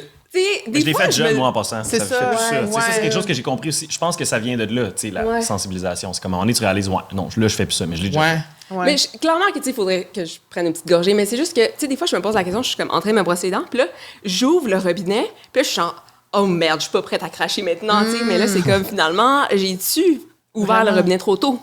Mais là, c'est peut-être moi qui comme ça. Non, mais je comprends. Tu sais, fait d'enfant, je vais boire une gorgée. Presque parfaite, mais pas parfaite. C'est ça qu'on veut. Je n'ai jamais prétendu être végé dans une conversation. Moi, je veux boire. Moi aussi. Oh my God. Ah, ouais? Tout simplement parce que longtemps, j'ai donné cette étiquette-là que j'étais pesco-végétarienne. Et il fut quelques années où j'ai réintégré graduellement un peu par parcimonie de la viande. Et des fois, je trouve que c'est plus simple de dire que je suis végé à la place de commencer à dire « Oui, mais là, je mange des fois ci, des fois ça. » Donc, maintenant, je le dis plus. Mais ça reste que c'est faux. Oui. Carl est là pour Mais là, je le dis plus. Je dis plus que je suis végé, là. Ouais. Parce que sinon, toi, tu me regardes, mon chum me regarde, ils sont comme « Ben, c'est pas vrai, tu sais. » Mais des fois, je trouve que c'est plus simple de le dire. Admettons, quand je suis à l'extérieur, dans un autre endroit, je vais dire que je suis végé parce que je vais préférer un plat végé. Et aussi pour faire un petit changement. J'ai trouvé ça intéressant dans tout ce que vous avez dit. Dans le fond, pas tout le monde qui peut être vegan, qui peut du jour au lendemain, mais si on réduit notre consommation de viande, ça a un effet. Tellement. Si tous les Québécois mangeaient, je dirais tout le monde dans le monde entier mangeait un repas de viande de moins par semaine, là, la différence sur les émissions de gaz à effet de serre, là, c'est hallucinant. Là. C'est l'équivalent de réduire... je veux dire, j'ai pas les chiffres exacts, mais c'est énorme. Puis pour vrai, on le réalise pas. Mais un repas, c'est-tu vraiment beaucoup dans ta semaine? Moi, je me rappelle que j'avais appris que l'élevage de bovins faisait partie du 1 ou top 3 des... Oui, c'est une des choses les plus polluantes. C'est ça, OK. Fait que imagine réduire un repas dans ta semaine, là. Non, c'est ça. Et pourquoi l'élevage de bovins, c'est aussi polluant que ça? Avez-vous la réponse? Qui pète. J'allais dire les flatulences, mais il l'a dit. C'est ça pour vrai? Il pète, il y a ça, mais il y a aussi comme l'espace qu'ils prennent, comme le transport de la viande, c'est vraiment lourd. Fait que, il faut tout le temps comme regarder comme le cycle de vie de chaque chose qu'on fait. Fait qu'il y a plein d'aspects là, qu'on pourrait... Cycle de vie, d'ailleurs, vous allez voir Zoé dire ça souvent si vous écoutez les contenus de l'alternateur, parce que ça, c'est comme de regarder du début du processus jusqu'à la fin. Ouais, mais tu sais, une vache, là, ça a comme, je veux pas dire des folies, mais je pense 9 estomacs ou même peut-être plus que ça. Fait que ça digère full, fait que ça fait comme des pets constamment. Puis du méthane, c'est un gaz à effet de serre. Le méthane, c'est ça. Ouais. Donc, dans les gaz à effet de serre, il y a plein de flatulences. On peut voir ça de même. Est-ce que nos flatulences font également partie? Oui. Ah oui? Ouais. Comme c'est juste notre qu'on flatule un peu moins aussi. que les vaches. Ah ouais, mon Dieu, vous m'apprenez plein d'affaires. Oxygène, CO2. À chaque fois qu'on pète. À chaque fois que tu respires. C'est terrible. Hey, c'est fou pareil. Je n'ai jamais acheté du ultra fast fashion. Et là, on peut-tu juste préciser? C'est quoi? Chien. Ben là, on dit pas de marque. On dit pas de marque. Mais tu sais, vous comprenez, genre ce zone-là. C'est ça, tu sais, sûr que c'est comme... Nouvelle collection chaque semaine. À 4 chaque jour. C'est ça. Moi, j'ai jamais acheté ça. Non, vraiment. Ultra mais ça serait quand même de mentir de dire qu'on n'achète pas de fast fashion. Non, fast fashion. Fast fashion, je bois. Moi aussi, je bois. On se mentira pas. On va caler le verre au complet. Non, mais je pense que tout ce qui est cette marque, que, là, on ne donnera pas plus de gloire à ça. Jamais. Donc ça, je suis assez fière parce que moi, j'ai des amis qui en achètent et jamais j'ai succombé à ça. Mais en fait, c'est que je pense qu'encore une fois, c'est pas quelque chose qui est possible pour tout le monde en tout temps. Non, je pense que chaque situation est différente, mais d'avoir une conscience, d'être plus conscient que ce qu'on achète a un effet, puis de où ça vient, puis de qu'est-ce que c'est, puis je pense que c'est super important. Des fois, c'est même pas l'environnement, c'est aussi genre les conditions de travail, les moi, ça m'énerve des fois de me dire. Il y a une vidéo qui circule récemment justement là-dessus, puis ça m'a fait capoter. Les outfits de festival, on peut comme friperie. Des fois, tu trouves pour vrai ce que tu partages. C'est vrai, l'été s'en vient, là, puis ça, on a été quand même témoins de ça. Moi, il faut juste remettre ma blonde, genre, j'ai comme fait un talk, j'ai fait tant qu'on est ensemble, c'est comme un non. Tu sais, quand tu arrives à ce stade-là, un peu en environnement, de faire là, moi, ça, c'est non. C'est ma valeur. Ouais, j'ai dit ça, si t'achètes du je dirais pas la marque, j'ai dit c'est non, puis elle était comme OK. Genre, c'est chill. Faites-le avec vos amis. Et mon dernier, on en a déjà parlé. Je n'ai jamais utilisé un bidet. Oh. Vous allez tous boire sauf moi. Mais tu l'as essayé? Ben, je l'ai pas tant essayé, non. Ben non. Il y a comme un no-go avec Carl. Je pense que tu vas mais quoi, nous autres, t'es pas la plus grosse fan non plus. Je l'étais pas. Au début, ça a été maintenant, t'aimes ça? Oui, mais attends, mais c'est parce que là, je sais pas si je dis ça, mais j'ai eu une conversation avec un ami qui m'a un petit peu expliqué vraiment plus en détail comment l'utiliser. Puis là, mon mindset a changé. Parce que j'ai compris comment l'utiliser, puis là, j'ai aimé ça. Mais on fera pas ça. Toi, tu y allais full pin, là. Tu mettais ça dans le... Ouais. Ah, c'est pas ça? Faut pas y aller full pin. Oui. Ben, il faut que tu y ailles semi-pin. Oui, mais je pense que c'est dans le mouvement. OK, dans les mouvements. Dans les mouvements. Ah, dans les mouvements? OK, fait qu'après, t'es de même, là. OK. Oh my God, imagine, là. Inquiétez-vous pas, vous verrez pas de démonstration sur l'alternateur. Ah, il n'y a pas ça sur l'alternateur. OK, il n'y a pas ça. Il n'y a pas... OK. Moi, j'ai chaud maintenant. Mais moi, j'ai un ami qui utilise du papier réutilisable. Ouais. Des genres de petits... on va saluer Gab, parce que Gab va sûrement écouter. Oui, puis quand il nous a dit ça, j'étais surpris. Mais moi, je suis allée chez lui, C'est ça?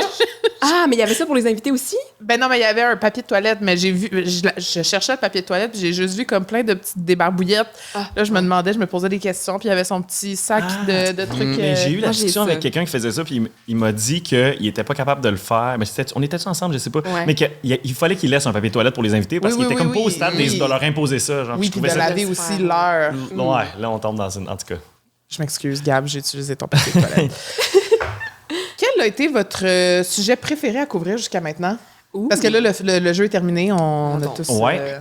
On a tous bu, On a écoute. tous bu. Mais constante, c'est qu'on était. Ouais, on a tous bu pour vrai, puis même nous, on a bu. Fait que c'est la preuve qu'on n'est pas parfait. Fait que si les gens se demandaient. Mais moi, sujet préféré. Il y a un sujet que je trouve vraiment qui monte un peu, je pense, l'ADN de notre projet puis de ce qu'on fait sur les réseaux. J'étais allé me faire opérer à la main parce que je me suis coupé en ouvrant un bagel. Super. Anecdote super vraiment gênante. Puis, le chirurgien qui m'opérait m'a dit, parce que je parlais de ce que je faisais dans la vie, j'étais créateur de contenu en environnement, puis il m'a dit « Ah, il y a un anesthésiste ici qui fait des affaires pour réduire les émissions de gaz à effet de serre. » Puis là, moi, j'étais comme en train de, tu sais, un peu dans le mode, il m'avait donné l'espèce de médicament qui gèle, là, fait que j'étais super en train de jaser, j'étais comme « On va faire un tournage avec, puis tout. » Mais finalement, on a eu la chance de tourner au CHUM avec l'anesthésiste en question, qui a réduit genre de plusieurs milliers de dollars les frais associés aux gaz anesthésiants, qui sont des gaz à effet de serre. Ah ouais? Qui a aussi réussi à réduire de plusieurs tonnes les émissions de GS du CHUM. Puis ça, c'est une vidéo qui est arrivée dans l'air, qu'on a concrétisé, puis qui est arrivée dans ma vie, tu sais. Wow! Fait que ça a été mon projet le plus trippant parce que je trouve que c'est ça notre projet. On est tellement authentique. Puis nous-mêmes, que les projets, des fois, viennent à nous juste dans nos expériences de vie. Moi, je trouve ça beau aussi de faire découvrir qu'il y a des gens qui font des actions qu'on ignore. Oui, dans qui sont tellement importantes dans des plein de domaines qu'on croirait pas, là, en santé, tu te dis... Mais là, c'était comme... Il y a tellement de monde qui nous ont écrit pour dire ça fait du bien de voir qu'il y a des choses en santé qui se passent, tu sais. Fait que moi, ça serait mon projet préféré. Et toi? Ben moi, je pense que ça serait vraiment quand on est allé visiter la centrale solaire. C'était vraiment comme, tu sais, nouveau pour moi aussi. Puis, tu sais, de parler de solaire aussi au Québec, de l'énergie solaire, dans le fond, c'était vraiment intéressant de savoir qu'est-ce qui se fait. Et dans le fond, on est allé, puis c'était quand même drôle aussi le concept d'aller là-bas. On est allé faire de la raquette dans le parc solaire. Fait que c'était vraiment aussi de marcher à travers les panneaux tout en essayant de comprendre comment cette énergie-là peut se placer dans le paysage québécois. Fait en plein hiver, là, pendant qu'il neigeait. C'est pour ça, nous autres, on voulait voir Québec, panneaux solaires. C'était quand même trippant, ça. C'était vraiment cool. Puis c'était quand même drôle aussi. On niaisait à travers les panneaux en raquette. Fait que c'était vraiment impressionnant. Puis après ça, on a parlé avec un expert en mode après-ski. Puis il nous parlait de vraiment qu'est-ce qui se faisait dans le solaire au Québec. Puis tout. Fait que c'était vraiment intéressant parce que c'était comme on a eu du fun à parler d'un sujet dense. C'est nice. Et ces vidéos-là se retrouvent sur votre chaîne YouTube. Ouais, ça, on peut voir ces vidéos-là. Sur Insta aussi, puis sur TikTok. Ouais, on est maintenant sur Maintenant, vous êtes sur TikTok. Vous êtes nice. Finally. Vous êtes finally, like, Finally. where are you guys? C'est ça, On s'est demandé aussi.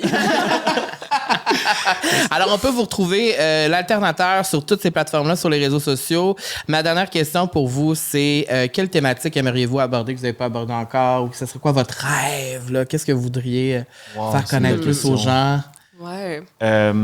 C'est tellement de belles questions. Je pense que mon rêve, ce serait d'aborder, je pense, l'énergie, mais de façon à ce que tout le monde le voit. Fait que je sais pas comment l'expliquer, mais ce que je trouve tough avec l'attendateur, des fois, c'est que c'est tellement... Tu sais, c'est que des fois, je pense que les gens, ils poussent l'environnement de côté en se disant « Ah, c'est trop un sujet dense. Mais on dirait que d'avoir la chance de comme aborder une énergie qui parlera à tout le monde, ou je sais pas, d'aborder... Je pense que ce serait ça, mon rêve. Tu sais, est-ce que c'est une thématique difficile à dire, là? C'est pas trop clair. Mais on comprend. Ouais, je comprends. Mais tu sais, d'aborder, mettons, comme là, on va parler d'énergie éolienne. Tu sais, c'est un de mes rêves, au final. Là. On va aller en Gaspésie, parler d'éolienne dans les prochaines semaines. Quand genre, on n'a aucune idée c'est quoi la fonction d'une éolienne à part tourner et faire du vent dans ma tête. C'est comme mon rêve, on le fait un peu tout le temps, mais c'est un peu ça. C'est de parler d'énergie puis que le monde s'y intéresse. Ça se rend à plus de gens. Oui, exact. Mais je pense qu'on va y arriver. Oui, dans la continuité de ce qu'on fait. J'adore.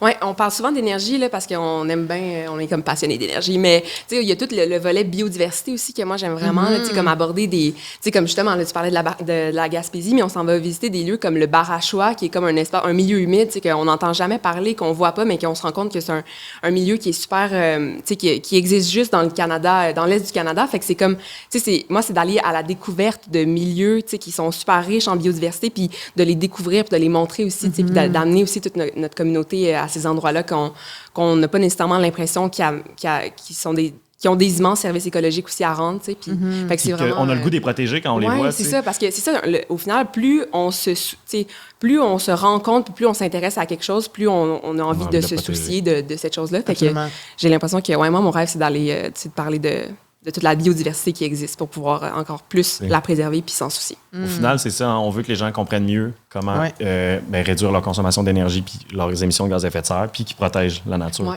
Ça revient à 2 affaires, la gang. Ouais, Au final, C'est pas si compliqué, là. On Pas aime la compliqué. nature. On arrive. On l'aime, la Terre, on l'aime, la planète. on les aime, Là, on a eu l'éclipse, on a eu des aurores Oui. boréales. Ouais, c'est C'était tellement complètement impressionnant. magique comme C'est-tu pas beau? spectacle. Oui. Ça a été un de mes plus beaux moments je pense que ça a été un de mes plus beaux moments C'était fou, hein? de ma vie. L'éclipse, mais les aurores boréales, moi, j'ai eu la chance de les avoir dans ma cour. J'habite à côté d'un golfe dans les Laurentides. C'était...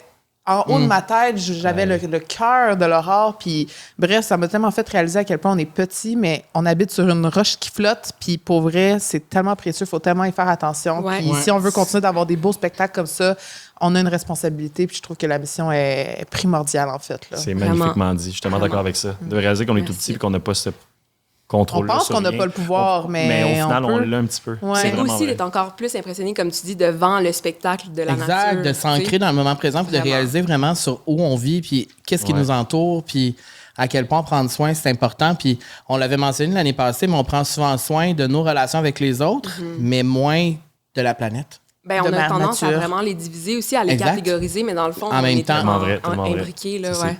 Wow, quelle sagesse, c'est incroyable. Merci. Ben, merci à vous. Merci à vous. Merci On vous tellement. aime et nous, notre rêve, c'est vous continuer pendant longtemps. Oui. Ah, merci. Ben, ça, le fun est cute. pertinent. Notre rêve aussi, c'est ça, dans le fond. Et- on va rejoindre sur les réseaux sociaux puis ben on continue de vous regarder parce que vous êtes Merci. inspirants. Même chose pour nous. On va La- continuer Ouais. de vous suivre. Wow. Merci, les amis.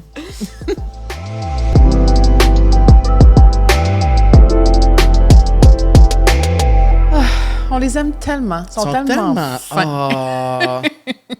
Honnêtement, j'ai tellement Oui. appris de choses. Oui, moi aussi, j'ai appris beaucoup de choses. Puis je trouve que c'est toujours important d'avoir des discussions sur l'environnement puis le monde qui nous entoure. J'espère sincèrement que vous avez écouté du début à la fin Oui. cette chronique-là Oui, avec puis eux. vous allez aller les suivre puis regarder ce qu'ils font parce qu'ils sont vraiment, vraiment cool. Puis j'aime leur belle amitié, leur belle complicité. Et des humains qui parlent d'environnement puis qui sont passionnés de ça, c'est turn on. C'est vrai. C'est vrai. C'est vrai. C'est turn on. Faudrait en parler plus. On oui. serait davantage sexy. Mais bon, regarde, on fait qu'est-ce qu'on peut. Et aujourd'hui, ça en faisait partie. Donc, merci à Thomas Isoé de l'Alternateur. On poursuit Avec. les limites. T'es mets-tu tes limites, toi? OK. On y va avec les questions du public. On en a reçu beaucoup, mais Oui, je vais là, y vous aller. étiez en feu parce que sur la vie sociale, de plus en plus, vous réagissez, là. Là, c'est comme si là, vous êtes réveillés enfin, là, un an et demi plus tard. Là, le monde, sont là. Là, les gens, vous êtes là. Mais je pense que c'est parce que c'est un sujet qui vous touche beaucoup. Oui, mais là aussi, c'est que les gens nous demandent des conseils, mais on n'est pas des professionnels. Ah, tabarnouche, non. Mais bien. on va vraiment faire du mieux qu'on peut. Ouais. Ici, j'ai Julien qui nous demande quels sont vos trucs pour arrêter de vouloir plaire à tout le monde sans se sentir mal. Tu sais, c'est des grosses questions. Ben, Et on est vraiment des personnes les moins outillées pour y répondre parce qu'on est Ben. deux personnes qui veulent toujours plaire. Peut-être moi plus que toi. T'as plus de facilité. Ta face. ben c'est sûr qu'on serait hypocrite de dire qu'on veut pas plaire. On est dans un métier d'image. Alors, c'est sûr que ce qu'on fait, c'est pour se faire valider puis se faire aimer. Je veux dire, on va dire la vérité ici. Là, je suis pas assez ici pour que vous m'aissiez, là. Tu sais, je veux dire, c'est évident. Sauf que je pense effectivement que moi, ça me dérange moins qu'on m'haïsse que toi. Mais c'est parce que je pense que moi, j'ai été conditionné à ce que... ça va être Mon triste Dieu. ce que je vais dire. Mais moi, j'ai été conditionné à ce qu'on m'haïsse dans la vie. Au sens où je suis tellement habitué de me faire critiquer. Depuis le début de ma carrière, on m'insulte, on me dit que je suis pas correct. Alors, je suis habitué à déranger le monde. Et à un moment donné, regarde. Puis si c'est les gens qui sont proches de toi. C'est ça. Ben là, c'est à ça que j'allais arriver. C'est que, tu sais, m'en fous des haters en ligne, mais les gens proches de moi, j'ai de la misère encore. Je pense à déplaire, parce que je pense que ce serait hypocrite. Je mentirais de dire que je me fous ce que les gens proches de moi pensent.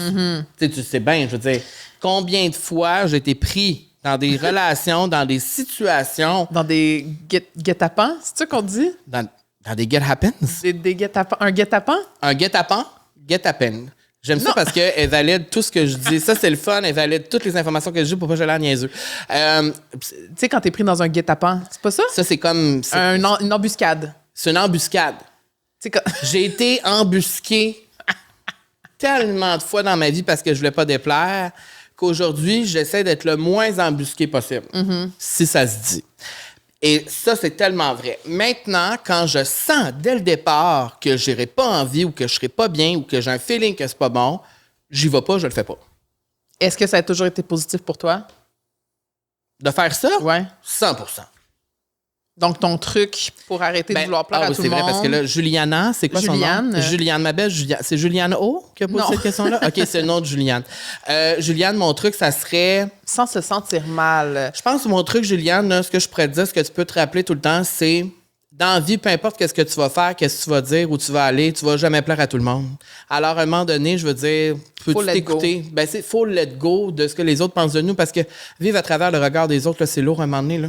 Ça, tu vas jamais te libérer de ça. Je veux dire, à un moment donné, regarde, prends mon conseil. J'adore. Ma belle Juliane. Tu vois encore comment dire non aux gens sans les blesser. C'est vraiment difficile de dire non sans blesser les gens. Je pense que l'erreur qu'on fait, puis je l'ai dit tantôt, c'est que on va toujours essayer de se justifier. Ouais. Pourquoi on dit non. Puis des fois, c'est pas ça que la personne a besoin d'entendre. C'est vrai. T'sais. Mais je comprends que c'est difficile parce que des fois, ça va déplaire, puis des fois, ça va frustrer les gens. Oui, puis surtout quand les gens s'attendent à quelque chose de précis, toi. Tu sais, justement, elle dit qu'elle est une people pleaser, j'en suis une. Fait que quand je dis non, le monde sont comme, voyons, es-tu fâché, tu sais? C'est vrai. Tandis que si tu fais juste dire, je vais passer mon tour, ou laisse-moi y réfléchir, je te reviens dans quelques jours. Quelqu'un t'invite à quelque chose, hey, laisse-moi regarder, je te reviens. Ça te permet au moins de comme déjà tenter le terrain de c'est pas certain. Moi, je suis du genre à tout le temps dire oui au début, puis là, après ça, te choquer, tu sais. Ou faire le truc plus drastique comme moi, je le conseille pas. Ghoster? De pas répondre. T'as pas envie, réponds pas. Regarde, à un moment donné, là. On va pas commencer à répondre à tout le monde, j'en ai plus d'énergie. Je suis fatigué. 33 ans, épuisé. Oh, tu vois, il y a quelqu'un... Oh! Catherine ou Catherine qui dit... Catherine? Catherine, c'est ça son handle. Catherine, OK. J'imagine. J'aime qu'elle a... C'est pas une question. Elle a dit, je pense que tout part de l'amour de soi, du respect de soi et de l'acceptation de soi. Ben, c'est exactement ça. Elle nous a slay. Catherine, tu nous as slay.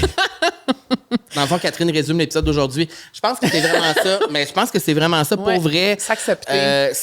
Avoir une acceptation de soi, comprendre ses besoins, les assumer, se respecter soi-même. Se respecter soi-même. Puis je trouve que c'est inspirant de voir des gens faire ça. Absolument. Ça va te motiver à le faire davantage. Si les gens autour de toi mettent ses limites, ça va te donner envie de les mettre aussi. Oui, moi, je souhaite que mon futur mari soit comme ça. Moi, c'est l'affaire qui, je pense, me turn on le plus chez un homme. Qui met ses limites? Ah, mon Dieu, il va devoir avoir les reins solides avec toi. 100%. Hey, tabarnouche, t'es pas prêt. Non, mais moi, c'est vrai, ça me turn on. Parce que je trouve que les gens qui font ça dégagent une énergie forte. Une confiance. Et je trouve que avoir la confiance d'aller au bout, avoir le courage d'exprimer ses convictions, c'est quelque chose qui est très difficile à faire. Et quand tu arrives le plus possible à le faire dans ta vie de tous les jours, au quotidien, ben bravo, tu sais, tant mieux pour toi. Alors, je pense que c'est exactement ça. Catherine, t'as raison. Merci d'être à l'écoute. J'ai une question ici que tu vas pouvoir plus répondre que moi. Ah? Comment mettre sa limite avec nos parents? Se laisser manquer de respect car ce sont nos parents, oui ou non? Ça, c'est deep. Parce que on doit le respect à nos parents, mais je crois que nos parents nous doivent également le respect. En fait, c'est que moi, toute ma vie, j'ai cru... En fait, je pense que ce qui m'a été enseigné toute ma vie, c'est parce que c'est tes parents, tu leur dois le respect inconditionnel. Bon, je suis pas totalement d'accord avec ça. Je pense que le respect doit être réciproque. Mutuel. Et je pense que quand on vieillit, plus on se rend compte que c'est important, ça. Que ça soit mutuel, le respect entre tes parents et les enfants. N'importe qui, oui. Oui, avec n'importe qui, c'est sûr, mais là, on parle des parents. Puis je pense que moi, trop longtemps, je me suis dit, ben là, c'est mes parents, tu sais, il faut que je reste, tu sais. T'as un devoir en tant que fils. Exact. Sauf que je pense que autant les parents que tout le monde autour de nous, je pense qu'on tout le monde nous doit respect dans la vie, tu sais. Comment mettre ses limites avec nos parents? C'est tough. Ben ça peut être un épisode complet. C'est qui a posé cette question-là? Cléo.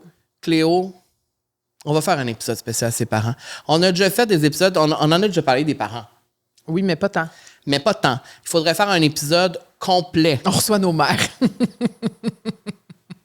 Ou on reçoit nos mères. Ça va peut-être être un peu plus difficile, mais... Ou on reçoit nos mères ici, puis on parle... Non, mais un épisode sur les parents, vraiment, peut-être avec une psychothérapeute, où vraiment on parle de la relation avec les parents, parce que de plus en plus qu'on vieillit, plus en plus qu'on se rend compte que tout ce qui nous a été enseigné par nos parents, d'où on vient, tout ça, ça a un impact incroyable sur nos vies d'adultes. Et Cléo, bonne question. J'ai pas la réponse exacte pour toi, parce que je navigue aussi là-dedans. J'ai de la misère aussi à mettre mes limites avec mes parents. Honnêtement, vous avez tellement des bonnes questions. Ben, notre public est plus intelligent. Il y a quelqu'un, tu vois, Lorenzo, qui nous dit le livre « Avoir le courage de ne pas être aimé » est incroyable et parle de ce sujet si jamais c'est quelque chose qui vous intéresse. Avoir le courage de ne pas être aimé. Okay. C'est beau. Ouais, c'est beau, j'ai un petit frisson dans le dos. Ouais. Ici, je vais terminer parce qu'il y a beaucoup de personnes qui posent un petit peu la même question. Comment délimiter tes limites en amitié? Truc 101 pour une communication efficace. Comment le faire avec les amitiés toxiques? Dire non à une amie par manque de temps et peur de perdre cette amie. Comment ne pas se sentir mal de dire non, blablabla, blablabla. Donc, c'est beaucoup aussi dans des contextes familial ou amical. Comment établir ses limites. Comment? En amitié, comment tu fais? Ouf. C'est tellement tough, là. C'est tough parce que aussi, je pense que tu as plusieurs amis dans plusieurs sphères pour plusieurs raisons. Oui. Donc, les limites ne seront pas pareilles pour n'importe qui. Les limites que j'ai avec toi sont différentes que j'ai des limites avec d'autres personnes. Je pense qu'il faut vraiment s'écouter, là. Je sais que c'est dur, mais de s'ancrer puis de vraiment dire est-ce que ça, je suis à l'aise de partager ça ou de faire telle affaire. Puis je pense qu'encore là, d'être honnête, d'être ouvert, d'être dans l'empathie, d'être dans l'écoute, d'être dans l'amour, de pas être dans la peur ou la confrontation, d'être vraiment dans l'amour de comme hey, ça va être une conversation inconfortable, c'est pas le fun, mais on en grandit de ça. C'est la communication, c'est pas toujours positif. Hein? Je t'aime. Des fois, c'est important de dire ça me plaît pas. Voici pourquoi. En tout cas, je dis ça, j'ai donné aucun conseil, mais d'en parler. Ton conseil, c'est communiquer. Puis il y a des gens qui vont pas vouloir communiquer. Il y en a qui vont se sauver. Tu sais, le monde dit fight or fly. Donc, si quelqu'un va souvent te confronter, tu vas soit te battre, fight, ou figer. Mais ça, c'est pas fly, ça. Ça, c'est freeze. Et fly, c'est voler. Quitter. Non, mais ça, c'est souvent quand les gens vont se chicaner. Oui. Il y a ces trois... Ah oui, OK. Excusez, j'ai comme mal exprimé. Oui, c'est ça. Faut que tu t'exprimes correctement. Fight, là. fly or freeze. Fait que des gens qui vont se confronter, se chicaner en vrai, des gens qui vont quitter la situation, ou des gens qui vont figer. Oui, exactement. Donc, je pense que dans toi, t'es quoi? Moi, je pense qu'habituellement, je suis fly. J'aime mieux ignorer, mais de plus en plus, j'essaie de fight de façon saine, évidemment, pour passer à un autre appel. Parce que plus tu accumules ça, plus ça grandit et plus ça l'explose. C'est vrai. Fait que je pense que maintenant, quand il y a quelque chose qui me plaît pas, on veut se le dire. Oui. Hey. Ouais. Tu me gosses. Tu me l'as dit dernièrement. Tu me gosses. Je t'ai dit ça? T'es bizarre. Ouais. Et tout est parti de là. À un moment donné, il faut dire les vraies affaires. Mais aussi, c'est que je pense que mettre ses limites en amitié, c'est la chose la plus difficile. En fait, l'amitié, en général, dans la trentaine, c'est l'affaire la plus difficile. Ouais. Plus je vieillis, plus je trouve que l'amitié, c'est complexe. C'est complexe. Surtout quand on se connaît depuis la vingtaine. Exactement. Puis là, tout le monde est en période de changement. On a tous et toutes des vies différentes, des valeurs différentes. On vit dans des contextes différents, des concepts différents. Et nos blessures de l'enfance ressortent. On est dans un... Alors... Mettre ses limites en amitié, c'est la chose qu'on devrait tous faire, mais c'est difficile à faire. Je pense que ça demande du travail constamment. Et je pense que c'est ce qu'on essaie le plus de faire dans notre trentaine. Puis s'il y a des gens qui quittent aussi, laissez-les. Puis des fois, ça nous permet aussi de faire un reset. Des fois, ce temps-là est bon. Un ménage en amitié, des fois, ça fait du bien. Oui, puis ça veut pas dire que ça reviendra jamais. Oui, et on en est la preuve vivante. Exactement. Et j'ai vu un extrait vidéo de Rosalie Bonenfant qui parlait de l'amitié. Ben, c'est ça. Alors que l'amitié, dans le fond... C'est cyclique. C'est cyclique. Je sais pas si c'est le bon mot, là. Je pense que c'est ça le mot, parce que Rosalie utilise tellement de mots. C'est ça le mot? Oui, c'est ça. Ça peut fonctionner. J'aime tellement Rosalie Bonenfant. Allez écouter notre épisode avec Rosalie. Avoue qu'on l'aime, hein? On l'aime. Je voudrais la recevoir. Moi, je pense qu'on se mettrait en trouble avec elle tellement on l'aime. Oui. Rosalie Bonenfant, c'est une reine pour moi. Mais oui, elle parlait de l'amitié qui peut être cyclique aussi. C'est correct aussi que tu as une amitié qui dure pendant 5 ans puis c'est fini après. Qu'est-ce qu'on dit dans les relations? Ben, plein d'affaires. Une personne vient dans ta vie for a reason. Ah, bon. Il est découragé. People People come into your life for a reason. A reason, a season. Or a lifetime. Wow! Mais c'est vrai. Oui. Les gens viennent dans ta vie pour une raison. C'est vrai, les gens sont là dans ta vie pour une raison. Et vous avez écouté cet épisode pour une raison, j'en suis certain. Et j'espère que vous en sortirez grandi. Évidemment, nous ne sommes pas des professionnels. On vous donnera pas. Clairement pas, mais tu vas à la face. Mais regarde-moi à face. J'ai pas l'air d'un professionnel, zéro pin bar, mais j'ai l'air d'un humain qui veut s'améliorer. Et c'est ça le but qu'on devrait tous et toutes faire, vouloir s'améliorer, être un meilleur humain pour les autres qui nous entourent. Et je pense que ça part par prendre soin de soi. Si on prend soin de soi, on peut mieux prendre soin des autres et de la planète qui nous entoure. Avoir de l'empathie envers soi, envers les autres, envers la planète, envers les animaux, envers n'importe qui, les gens qui croisent notre chemin. Faites-leur un petit bonjour. Exactement. Un petit sourire. Faire ce qu'on peut pour rendre la journée de tout le monde un peu meilleure quand on les croise. Voilà. Alors, sur ça, Camille, merci pour ce bel épisode. Vous pouvez toujours nous suivre sur les réseaux sociaux, Balado La Vie Sociale, sur Instagram, sur TikTok et sur YouTube. Et vos commentaires, vos partages sont bien importants pour nous. Et on se retrouve déjà dans 4 jours. Hey. C'est le fun quand il y a un épisode bonus. On aime ça. Ouais, puis en plus, on vous charge même pas pour que vous puissiez l'écouter. Nous autres, on s'est dit, un Patreon, oublie ça, on charge pas le monde. On fait du bénévolat ici. C'est gratis. Tout le contenu, c'est gratis. Profitez-en. Okay. Bon week-end.